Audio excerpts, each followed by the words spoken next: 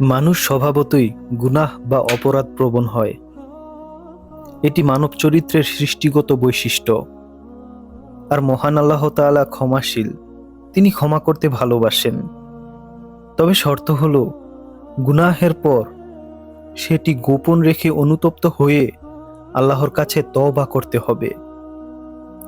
পবিত্র কোরআনে ইরশাদ হয়েছে, তোমাদের মধ্যে যারা অজ্ঞতাবশত মন্দ কর্ম সম্পাদন করবে, অতঃপর তওবা করবে এবং সংশোধন করে নেবে, তাহলে তো তিনি ক্ষমাপরায়ণ, দয়াশীল।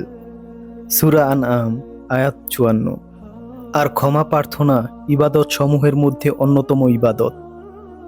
যে ব্যক্তি আল্লাহর কাছে ক্ষমা প্রার্থনা করে না, আল্লাহ তাআলা ওই ব্যক্তির উপর রাগান্বিত হন। আমাদের অনেকেরই এমন এমন অপরাধ রয়েছে যা মানুষ জানলে সমাজে মুখ দেখাতে পারবে না, কিন্তু আল্লাহ নিজ অনুগ্রহে সেগুলো ঢেকে রেখেছেন। এটি বান্দার প্রতি তার অবারিত অনুগ্রহ মাত্র, কারণ তিনি চান বান্দা তওবা করে গুনাহ মুক্ত হোক। হাদিসের ভাষ্যমতে, মানুষ যদি অপরাধ না করত আর ক্ষমা প্রার্থনা না করত, তবে আল্লাহ এই জাতিকে উঠিয়ে নিয়ে অন্য জাতি পাঠাতেন। ক্ষমার এত সর্বব্যাপী ঘোষণা থাকার পরও মহান আল্লাহ কিছু মানুষকে ক্ষমা করবেন না। মহানবী সাল্লাল্লাহু আলাইহি ওয়াসাল্লাম সেই শ্রেণীর মানুষের ব্যাপারে সতর্কতা জারি করেছেন। আবু হুরায়রা রাদিয়াল্লাহু তাআলা আনহু বলেন, আমি নবী করিম সাল্লাল্লাহু আলাইহি ওয়াসাল্লামকে বলতে শুনেছি, তিনি বলেছেন, আমার উম্মতের সবাইকে ক্ষমা করে দেওয়া হবে, তবে ওই সব লোককে ক্ষমা করা হবে না যারা পাপ করার পর তা অন্যের কাছে প্রকাশ করে দেয়।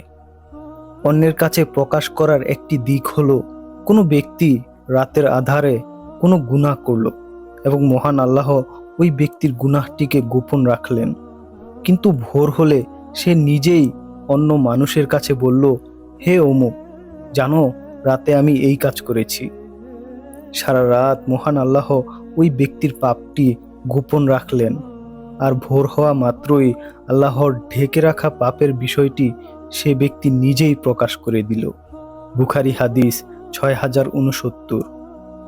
হাদিসের ঘোষণা থেকে এ কথা পরিষ্কার প্রতীয়মান হয় যে, কোনো ব্যক্তি যদি অনিচ্ছায় কোনো গুনাহ করে বসে আর তা গোপন রাখে, তাহলে আল্লাহ তাআলাও ওই ব্যক্তির পাপ গোপন রাখেন।